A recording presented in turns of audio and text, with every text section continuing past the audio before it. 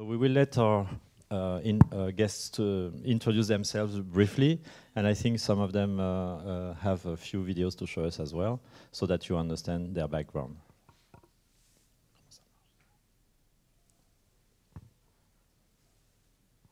Michael, it's your turn. Hi everyone, I work at Secret Location, which is a VR content and distribution company. Our headquarters are in Toronto. I'm in the LA office where I do strategy, business development, distribution, and a lot of other things. It's just a lot of great VR companies are based in Los Angeles, so by virtue of that I get to meet with them and try to find ways to work together. A lot of really great LBE like Dreamscape over in Century City, and a lot of other stuff in Orange County. I get to go and try. I just went to Elucity this afternoon, so if I'm out of breath, it's because I just got here from the train. Yeah, part of my job is seeing what good content is out there in LBE and VR, and trying to steer the company towards doing certain kind of projects, whether it's seated VR, multiplayer standing, VRrOOm, just kind of studying the market and see where VR is going, where we should be, what kind of projects we should be doing. And in terms of distribution, it's a lot of our existing content. We have 3 titles out to date. One's called Blasters of the Universe, a single-player shooter, and that's on Vive, Rift, and PlayStation VR. So doing a lot of the arcade deals for that, calling up arcades one by one and negotiating the game to be offered at their VR arcade. The Great Sea, which is a 38-minute VR narrative. And we did some interesting deals with that one for like Skylights, which has VR headsets on planes and in airport lounges around the world. So with Air France and other airlines like Alaska. So kind of seeking out companies like that and doing those kinds of deals. And our third title is a puzzle game called Transpose. And more to come in the future. So, thank you. I think Jean. Hi, I am Jean Mizrahi. I'm the CEO, founder and CEO of the Ymagis group. Ymagis is a company involved with cinema services. So we provide cinema to exhibitors, services to exhibitors under the name Cinema Next, which is the European leader. We are in Europe and Middle East. We are also providing services to film distributors. The name is Eclair. It's a famous name in worldwide. It's the oldest technical house in the cinema industry, and we opened Elucity 6 months ago. This project took us more time to do. So Elucity is a kind of amusement park using VR to provide a VR experience to families.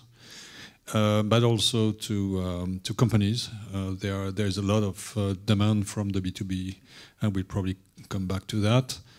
The whole group right now is 800 people, all over Europe, Middle East, Africa. And the plan is to roll out the Elucity concept worldwide, together with partners, such as exhibitors, or by ourselves. Thank you. Thank you, Jean. Maybe we will show our guests what Elucity looks like with the video.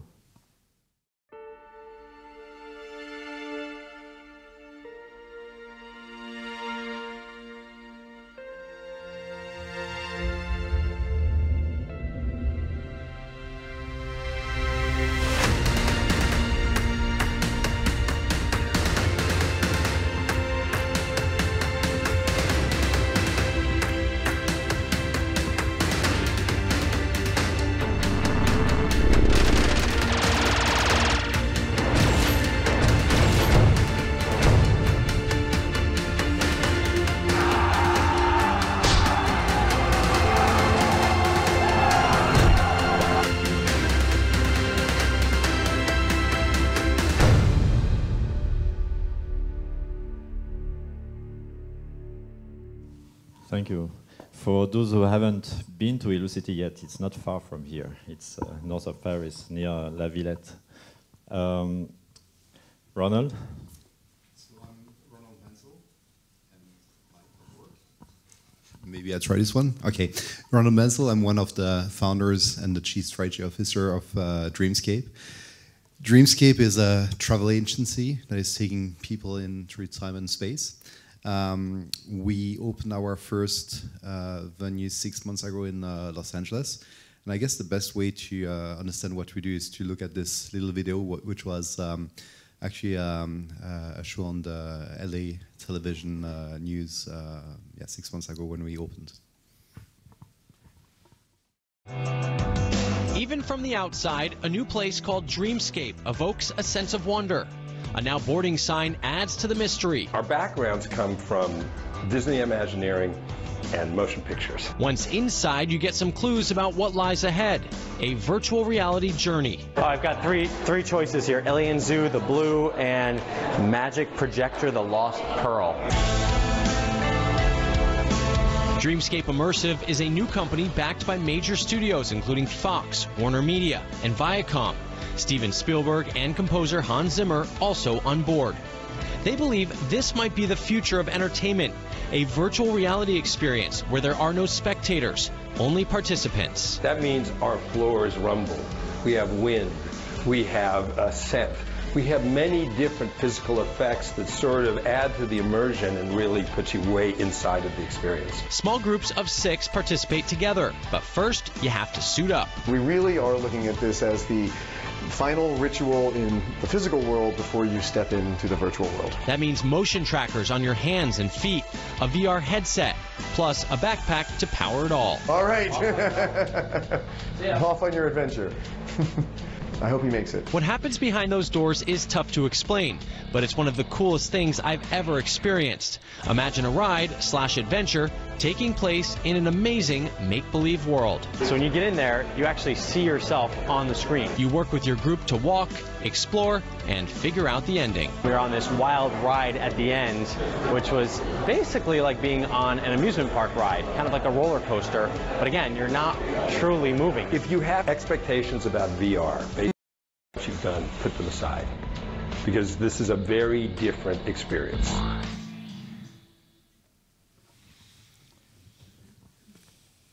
Fred, can you talk about yourself? Sure. Hi all, I'm Frédéric Lecompte from BackLight, co-founder and in charge of business and strategy. In case you did not notice, we're based in Paris and we're specialized in VR. So the studio was founded in 2008 with a core team that met in the video game industry that enabled us to diversify to augmented reality back in 2010. And then we just seized the VR adventure when we received the first Oculus DK1 back in 2014. And since then, we are specialized in VR. So VR represents more than 90% of our activity today. Mainly for brands. We work for advertising, training, and real estate. And we also switching to a new activity for 2 years now, which is location-based entertainment. So we create our own contents dedicated to places using VR to entertain people. We have dynamic rides displayed on moving seats. We also make escape game-like contents. You may know Eclipse, the game we designed 2 years ago.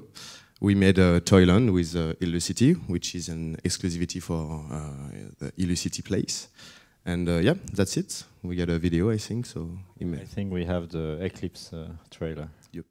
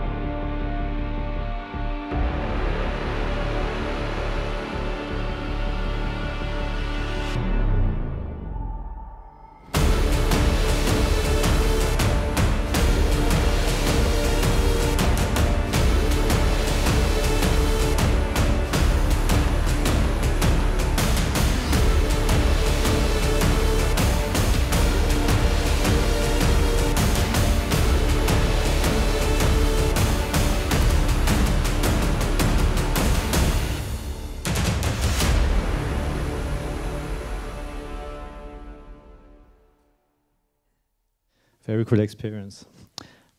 So I would like to start this panel with a question, because we have operators, producers, and some of our guests are actually doing both. And I would like to understand what's your choice, like why did you choose to be an operator in LBE? Is that because of your background, and why do you believe in LBE for VR? And why do you choose to be only operator or only producer, or why do you choose to do both, actually? Do you want to start, Michael or Ronald? Yeah. So basically, this is a new industry, a new format. Something that has to be totally invented, that has to be tested, and we see ourselves, if we compare to the cinema industry, as the people who were building the camera, the people who were filming the movie, the people who were editing, distributing, and also operating. Operating, we're only going to do it with a few sites around the world. So we're operating our first site in Los Angeles. We're scaling it through the US with AMC, the cinema operator, in other regions with other operators. But for the first one, it was really important to be able to be like on all the steps of the experience. And when it's something that is totally new, it's very difficult to basically outsource parts of the experience and of the process to other people, because ourselves, we need to learn. We don't understand it, so this was the only reason to be able to develop a new format. That's why we had to really do all the steps. But we hope that in the future we're also going to be able to work with other producer studios and of course operators. That's what we're already doing. Thank you. Secret Location, we are come from content development background, and first and foremost, we're a content development studio. Our parent company is a company called Entertainment One, E1 that acquired us, and they're a global distributor of film, TV, and music, and like them, we want to be a premium distributor of VR content. So while just trying to distribute our own titles to arcades and locations around the world, we took on a couple of third-party titles to distribute as well. And in terms of thinking about being an operator, it's just that there are a limited number of distribution opportunities for content developers right now, and not a lot of them are really kind of scale opportunities either. So if we have to become operators, it's to create a new system to get our content out there. So we created a 4-player seated motion chair system that we launched at IAPA last year, 4D box motion chairs. And that was our way to get more content out there and create our own distribution when there's not enough opportunities. So we're thinking about dipping our toes in that direction, and we might or may not, but that's just kind of the way to expand the LBE market at the moment. I understand. Jean, correct me if I'm wrong, you're coming much more from distribution or like broadcast and operator background. No, actually, we come from the technical side of the cinema industry. We do provide services, technical services to the whole chain of the cinema industry. Why did we go into VR and to LBE? Because we believe that we are right now in the situation very close to what the cinema industry was, I would say, at the very, very early 20th century. We are in a situation where the technology is very new. There is no real standard in terms of technology, in terms of size of rooms, in terms of anything. Everybody is testing solutions, but we are pretty much convinced that this is going to be a very big entertainment proposition for the public going outside.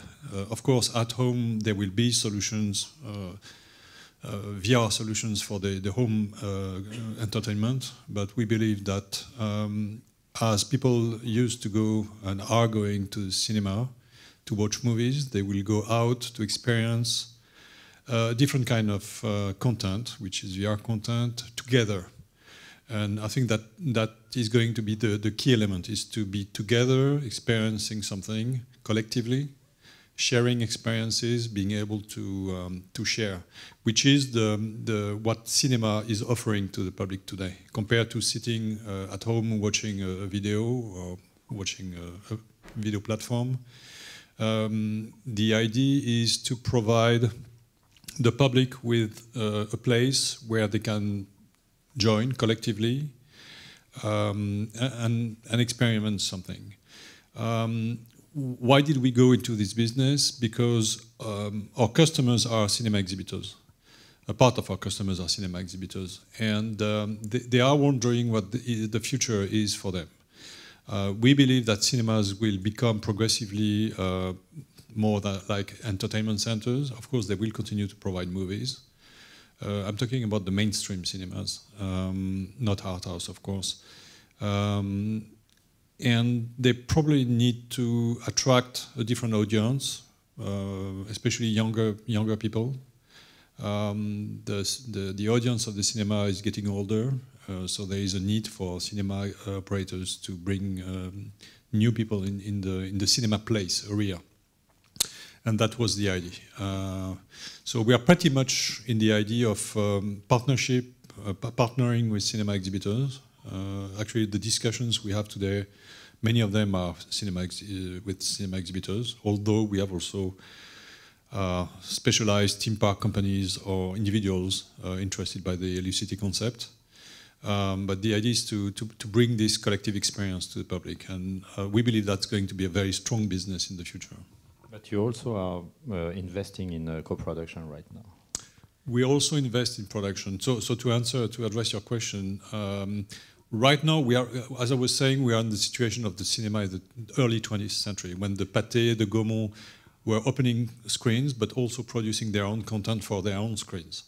So what Dreamscape is doing, what some other players in the market are doing, is to produce their own content for their own locations. I think this is a very early stage proposal. In the end, we will need to have, I would say, operators specialized in operating places and content producers. But we are very far from that. I was talking about the standards. I think the lack of standards basically forces exhibitors to be their own producers, because they need to adapt content to their own places. And that, I think that's, although there are some, I would say, some very early standard rising, like the 25 square meter arena. So there are some places that are becoming some kind of standard, but to be honest, there are so many things that can be done with VR in a collective environment that I think there will be various standards. And to be able to bring people, you need to give them content, and good content. So at one point, I think it's necessary to be a producer, because you cannot always find the right content for the place you're operating. And Fred, thank you, Jean. As a producer yourself, so what do you expect from, and why do you choose to only do production, if I understand right now, and also what do you expect from exhibitors?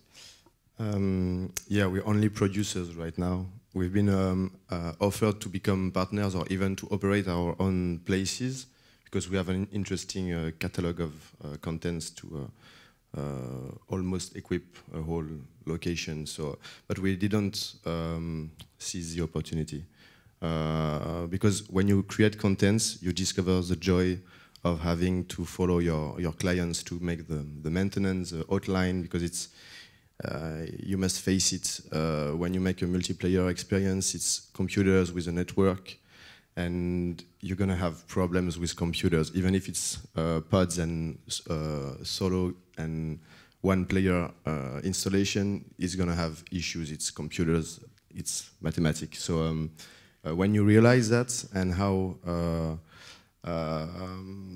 and the job you have to do to provide just to follow the installation of your creation, you just have to be realistic and okay, let's say that operators, it's a job, and we prefer to let them do their job and focus on what we are good at, which is creating content.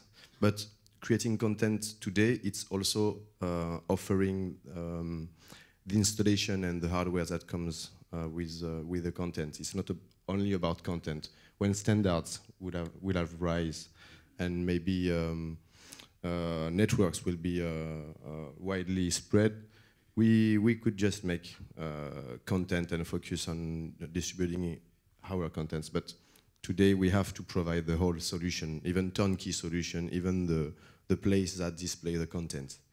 It's still an early stage market, and we all have to get several hats to offer interesting solutions.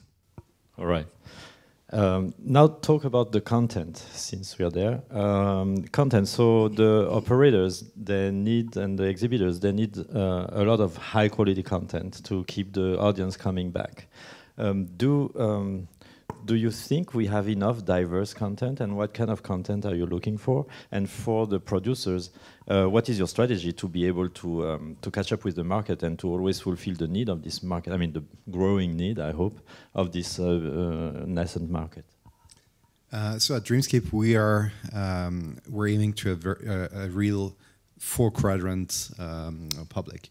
So this means from kids over 10 to young adults, to grandparents, to all the people that are coming in couple, to young professionals that are coming together. And actually, what we saw was this first 6 months of operation in Los Angeles is that basically from 10 until 60 were like really distributed in a very even way.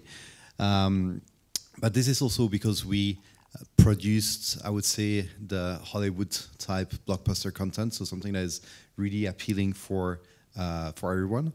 And one of the challenges, like really to figure out how you can create content that is going to be different enough, not only in terms of the story it tells, but also in terms of the mechanism. Because if you are just like repeating the same thing with a different theme on it, it's not going to work. But what I know is that we've been in this field for 3 years, and we know that we have maybe explored 2% of what is possible. So we're like at a very early stage, and the possibilities are immense. And in this way, actually, we're also going to be able to create and figure out what are the different types of content that are appealing to the people. But the most important thing for us is that it's a social content. It's a social destination. It's a destination where people are coming to live and experience together and to collaborate. How often do you think you need to renew or to renew your content? The way we have planned and envisaged our Dreamscape venues was as a multiplex. So this means that movies are coming out every few months. We were quite surprised with this first 6 months of operation to see the depth of the market. We believed that basically an IP would last something around 3-4 months, but actually we realized we're sold out since the first day. We've welcomed 200,000 people in this first 6 months.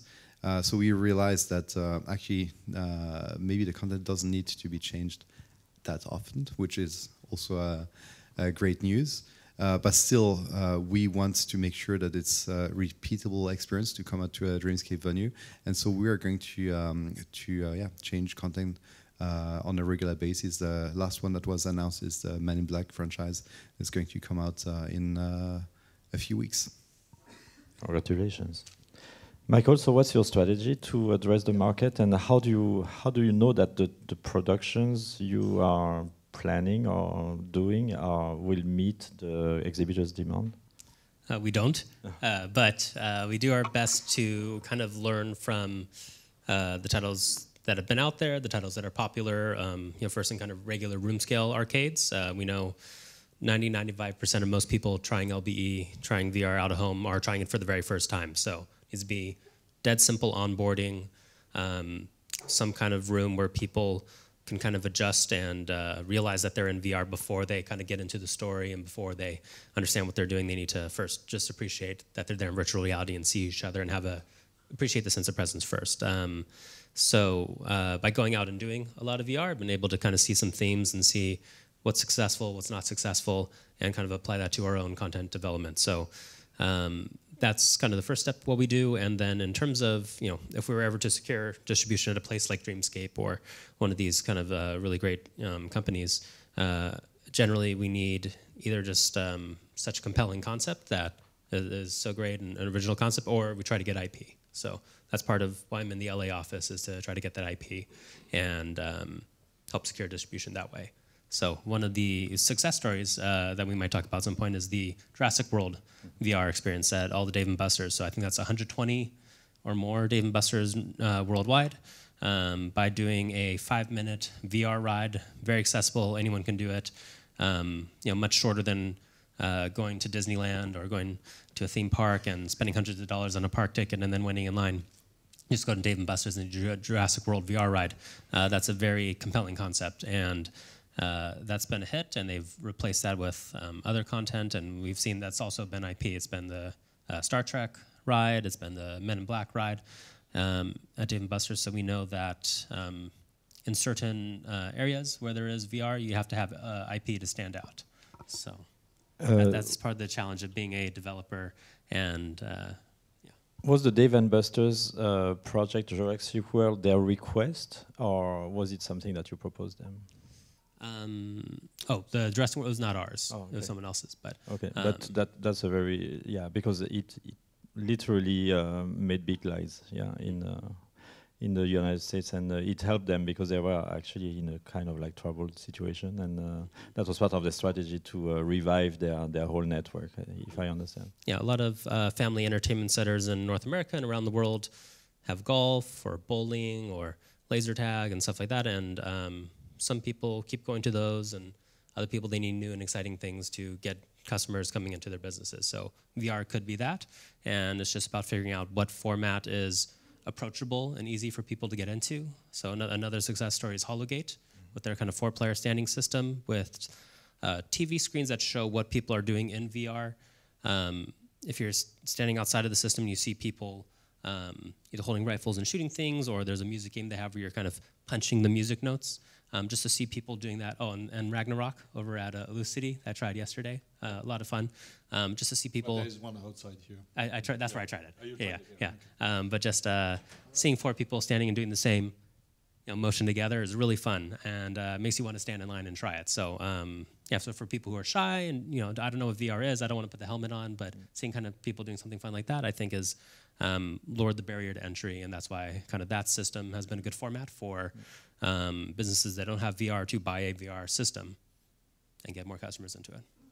And for BackLight, your strategy is more to a lot of diversity in what in your portfolio. Isn't that dangerous to have so many diverse content? No, in fact, we know that because it's an early stage market, and Jean told that standards have to rise for the market to get mature and grow. We know that we have an opportunity to create maybe a standard for this market, and and be part of the adventure more on a strategic and visionary way than only content providing. So we prefer not to provide content that people are expecting. If we would have been pragmatic when we chose to develop Eclipse, we may have done a 4-player shooting games dedicated to VR arenas or Lecompte-like setups, because we knew that we could have sold it and maybe make deals with them. But we know that we have a chance to create standards and be part of a bigger part of the VR adventure than only providing content. And in terms of diversity, Illocity is also a good example, because you have a big location, so you can try a lot of things, and we can see that you have literally very different, like you have stand-ups, you have seated experiences, you have 6-DoF multiplayers, etc. Will that be consolidated at some point, or you want to keep that diversity? Well, right now we want to keep the diversity because that's the proposition we offer to the public. Nevertheless, I would concur on one thing: is content is key. I think right now we are in a situation where people are experimenting VR, so there is a lot of wow effect, and in some places people are going and they are impressed by VR before being impressed by the content itself. But that's not going to last for very long. So I think content is going to be a key element. One of the issues and questions is IP. I mean, Dreamscape, you are working with IPs, maybe without IPs as well. Right now, we are working both with IPs and I mean existing IPs and new content. Our best grossing are both IPs, but also non-IP. I mean, Toyland is content that was prepared by BackLight for us. It's our best grossing operation right now at Illucity. It's a great success. There is no existing IP behind it. It's doing extremely well. We have a lot of demands from LBs or to sell the content, meaning that it's very hard to say what will be the real outcome of this. When you look at the video game industry, I think the video game industry has created its own IPs. I mean, there is no existing cinema IPs, or very few, that has been used by the video game industry successfully. It has created new IPs with new concepts. The big question mark is what's going to happen with VR? Will there be new IPs, or will existing IPs, either from video games, like the Ubisoft content, or from the cinema industry? Men in Black is a good example. What's going to be the final situation in the VR area? To be honest, I think nobody knows. Very hard to say. I think, but in the end, what is going to matter is the quality of the experience, meaning the gameplay, the quality of the gameplay, what you go through, the quality of the image, the quality of the design and the preparation of the content. You may have a very nice IP from starting with, and in the end have experience which is poor. And there are some existing very strong IPs that have been used to produce VR content that is very, I would say, the result is not very satisfactory. So right now, and I'm pretty sure that Fred will agree with that, I think the ability to prepare a good content is probably more important than the IP. And for us, having a good content is absolutely key, because that's a differentiator for a center like ours, is to have a good proposition to the public. So it's of course about the content, it's also the customer experience in the location. We insist a lot to have a good experience for the customer. This is really an exhibitor business, meaning that you are welcoming people. You need to make sure that they go through the experience and they are happy when they exit the experience.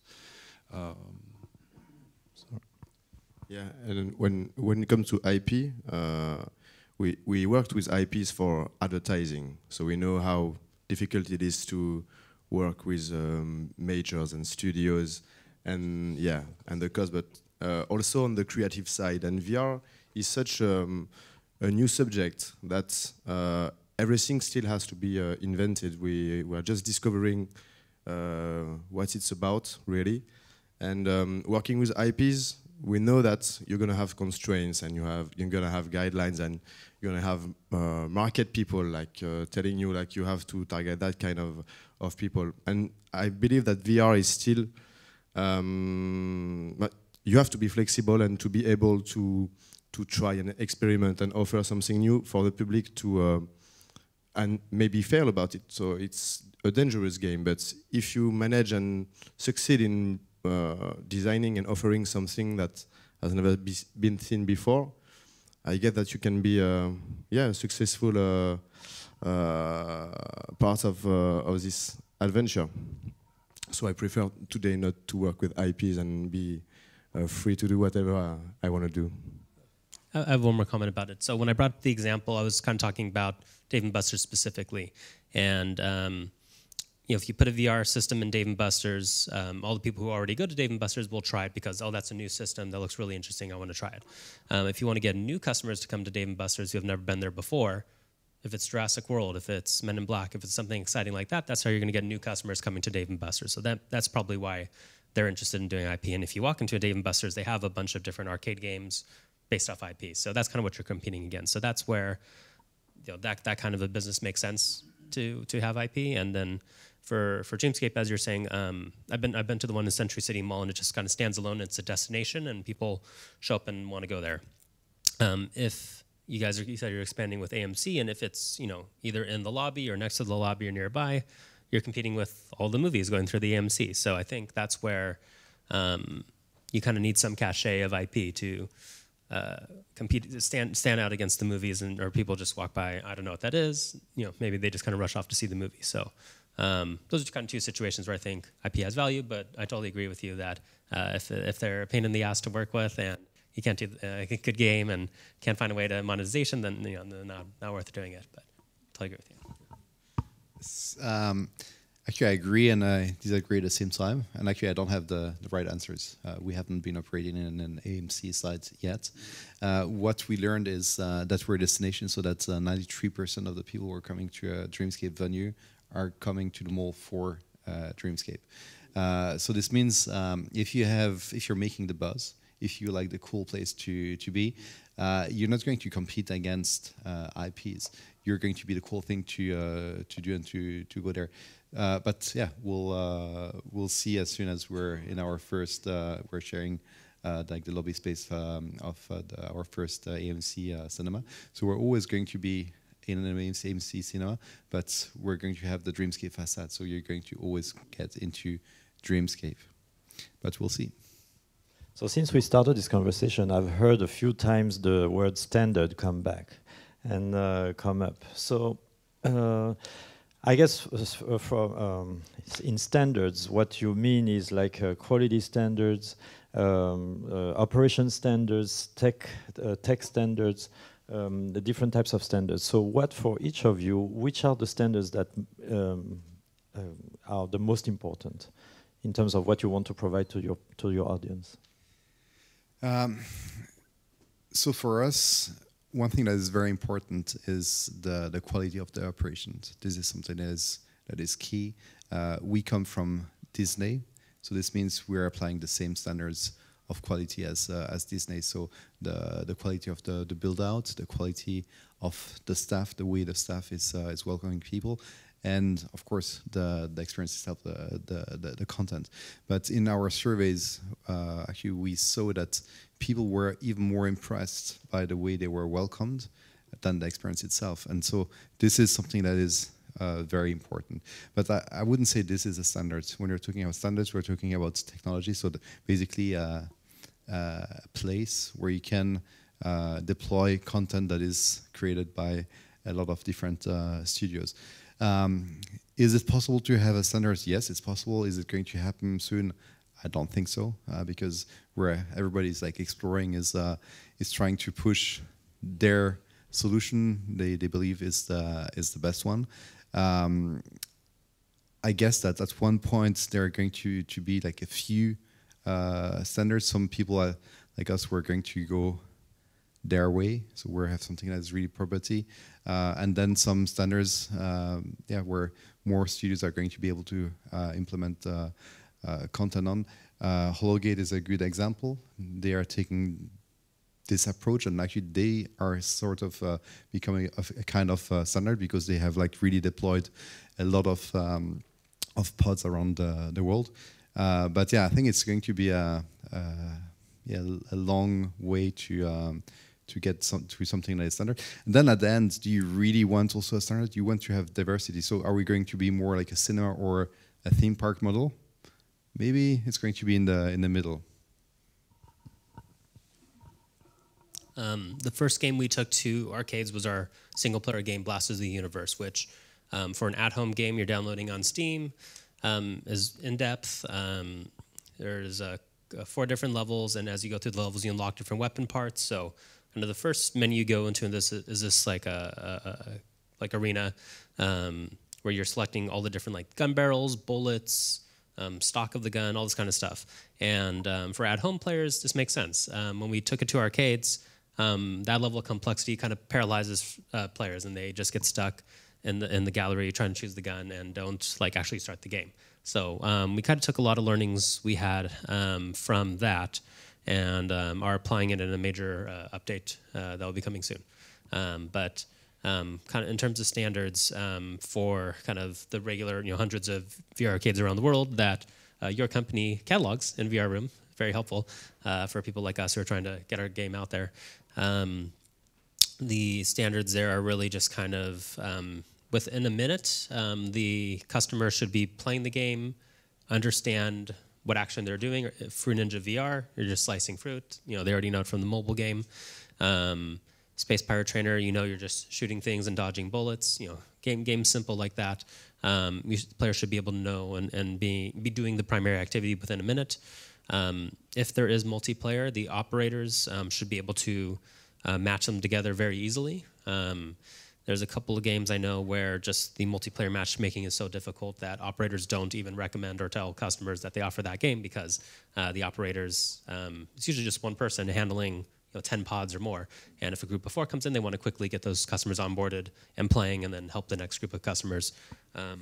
So you want to make it just as easy as possible for the operator to get people in, explain what the game is, and get them going. If it's not easy to explain, a lot of hand-holding with the customer, then they're not really going to push that game. And the success of our games really counts on the operator at the arcade recommending it to them. So being user-friendly is really important. 100%. What about you, Jean? Because I know that standards is a very high concern of yours. Well, it's a concern for economic reasons. Huh? If you spend money on developing content, you need locations to amortize it, to get revenue from it. So right now the situation is that the VR technology, I mean the headsets, the quality, to be very clear, the quality is not yet the quality of what you can see on a cinema screen. So I would say I was referring to the very early stage of the cinema industry. I think we are in the very early stage of the VR industry. When you remember the early stage of the cinema industry, the Pathé and Gaumont, they were manufacturing their own film stock, their own cameras, their own projectors. They were doing everything. So each had a different format because, of course, it was manufactured individually. And then eventually, I think it's 1914 or 15, they decided together to choose 35mm as a standard, which has been a revolution because since there was only one standard, then it was able to produce a content and basically show it anywhere. It's not the case with VR. I mean, a Dreamscape content today, I cannot show it in Ilu City, and you cannot show Toyland or whatever. So that's a big issue. That's a big issue. Today it works because VR production is not yet at the cost of film production. I mean, a big blockbuster is $200 million today. I think a big VR blockbuster is probably closer to $2 million, something like that. So it works, but it's not going to work forever. At one point, there will be a need for investing more into content, more money, and then you will need more locations to make it manageable, financially speaking. So that's the main issue of this industry, the LB industry today. It's not yet a problem because everybody's testing. We can probably amortize content on a certain number of locations. We have estimated that content like Toyland we can amortize on probably 10 to 20 locations. But you need to renew the content. Eventually, the whole market will be like the film industry. I mean, if you remember the film industry, when I was young, basically a film could stay 6 months in cinemas. Right now, it's 6 weeks. It's 3 weeks. It's the same with VR. I mean, Ronald was saying that he was surprised that VR content could stay. I'm not surprised. I think people are just at the very early stage. They are discovering. So you will get more and more new people because there are a lot of people who have not yet experienced this content. I think Eclipse has been exhibited for 18 months, something like that. It's still doing well where it's exhibited. Meaning that there is a reserve of customers. That's not going to last forever. And at one point, there will be competition in the market. There will be more and more locations, more and more LBEs, and they will need to standardize.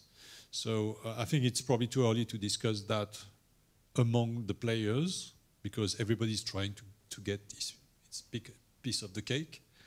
But at one point, it will be necessary. I think we will have collectively no choice that deciding different standards. I don't think there will be one single standard. Hologate is a standard. I was referring to the 25 square meter. I was referring to the 5x5, which is the Hologate format. There are competitors to Hologate.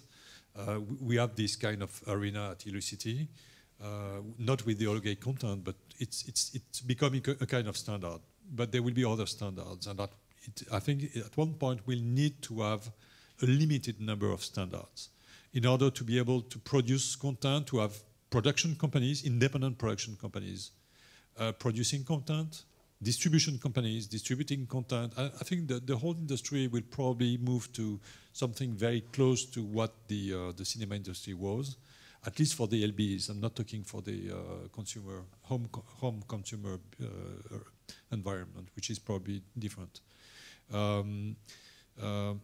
But that's going to be a concern. I mean, if we need to produce good content, we need to amortize it. And to amortize it, we need locations. And the locations, they need to have good content. So at one point, I think that's going to be a concern for everyone. What do you think, Fred?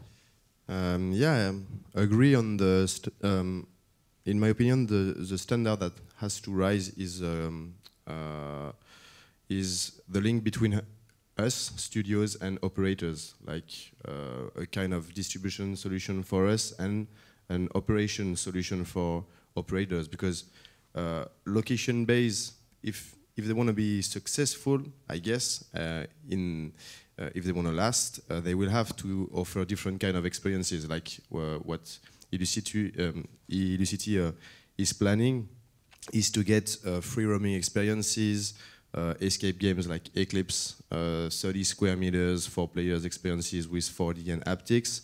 Probably and hopefully maybe a Dreamscape installation later on 50 square meters, 6 players, and pods and dynamic seats. I don't know, but you have to get a place when people can come to experience maybe what they like, if it's driving simulators, and maybe see, oh, that kind of content looks cool, and so I'm going to come back again and try something else.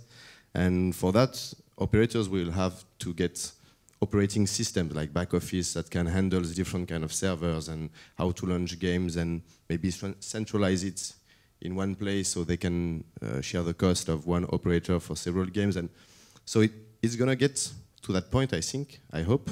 And meanwhile, we're trying to push our own solution, and hopefully will be integrated by a big player that will say, okay, I'm going to offer one turnkey overall solution for location-based. Just one point. One of the example is Thailand. I mean, I think you did try this one. Thailand is an original concept in the sense that we are combining free roaming and dynamic seats. So in the same experience, you are sitting in a train or in a helicopter, but you can also move in the room.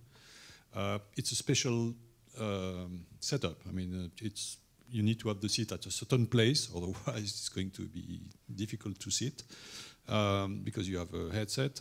So it's a very specific setup. We could, and we will probably, use the same setup to provide new content. But very clearly, if everyone is preparing the different setup like this, that's going to be a mess. I mean, it's going very quickly to be a mess. So sooner or later, I think this is going to happen, the standard. So now let's come to the key question of this panel. VR needs to be democratized, and we need VR to really have more market and more audience. Do you, I guess everybody here is working pretty much with or is involved in LBE, but why do you think LBE is key to VR success in general and to VR democratization? Actually, there's a very easy parallel, which is internet. 20, 30 years now ago, internet was, I remember I was the first one to have an email address, and actually I had only one friend I could send an email address to. So this was a bit boring. But at that time, yeah, it was expensive to have an internet access, expensive to have the computer to be able to run that. And so, yeah, this is when internet cafes were born. So actually the model, okay, well, you cannot pay for the $5,000 it costs to have the computer and everything, but you can pay $3 an hour to still use it. This is exactly the same nowadays with VR, and actually it's a way to try it. I believe that at one point the internet cafes of VR are going to disappear as soon as you have a solution at home that is of good quality enough and actually affordable enough. But you're still going to have other offerings in LB that you cannot have at home, and this is what you were saying, adding dynamic seats. Nobody's going to be able to purchase a $20,000 dynamic seat, or even to be able to move in a 50 square meter empty seat. I guess that you don't want to push your sofa into the kitchen every time. So there is going to be room for both type of experiences, but I think it's as LB, what we need to do is we need to educate people. We need to tell them, okay, well, it's something that is super cool. There are things you can do there that are super cool. Just try it, and hopefully the big manufacturers of headsets are going to bring this offering to a point where it's affordable and of a good enough quality, so that you want to order that for Christmas, and that's we're going to start to deploy enough headsets so that there's a market. Right now there's no market. We're talking about maybe 20 million headsets that are around the world, which is absolutely nothing. So we need this intermediate time to get there. Yeah, as content developers, unless you're super hot, Beat Saber, a couple like huge hit games on VR, the at-home market is not enough. So that's why we really kind of have been looking towards LBE as a solution to get our game out there for more people and just diversify our monetization streams. I know what you're hitting upon. Anyone here tried the Oculus Quest yet? Actually, I don't even. Yeah, cool. Is it on sale in Europe? Is it? Yes, it is. It is. Awesome. So I think that's finally a headset that you could try VR in 3 seconds. Throw it on, play Beat Saber for 15 minutes, take it off, play it again in the evening. Something as easy as a Nintendo Switch. So I think that's finally, hopefully, the headset that starts to spread it more at home and get people to show it to their families, show it to their friends, and kind of get VR to spread a bit more.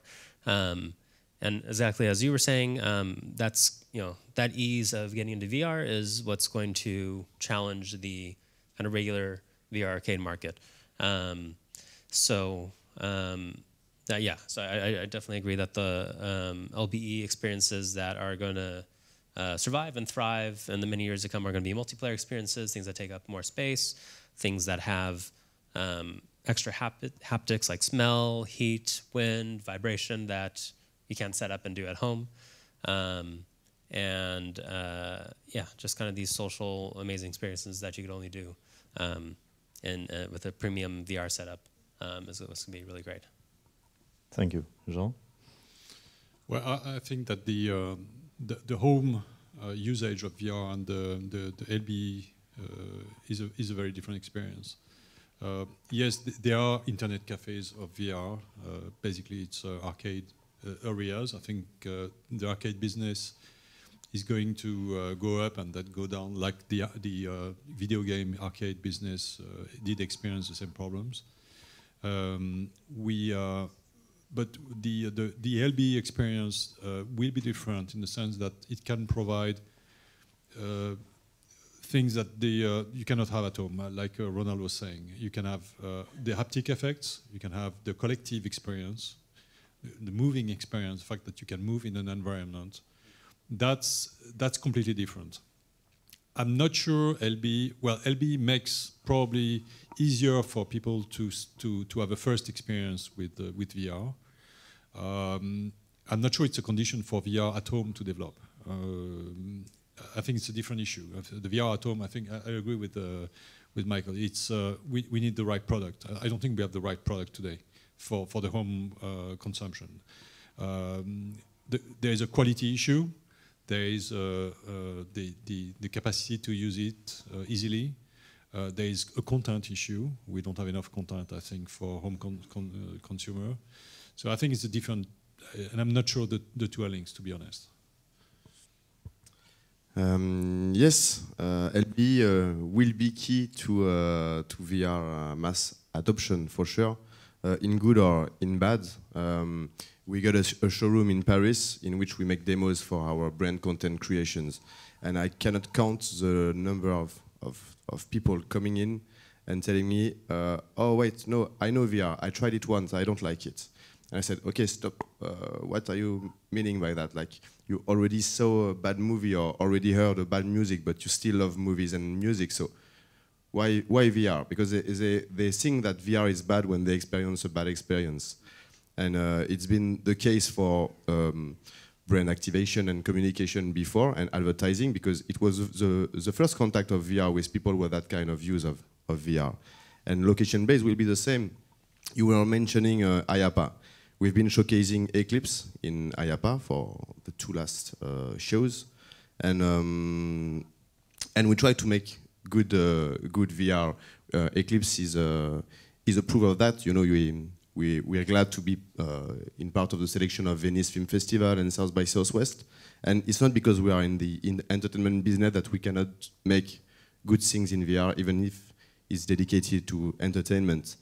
And at IAPA, you can try countless shitty VR experiences that still makes you sick, even if the business is running for modern VR for 5 years, and we know what not to do in VR, not to have people sick, and still people are arriving with phones and with money and still making bad stuff with VR. So it will be a bridge to the mass market adoption, but it can always be also be maybe the end of VR.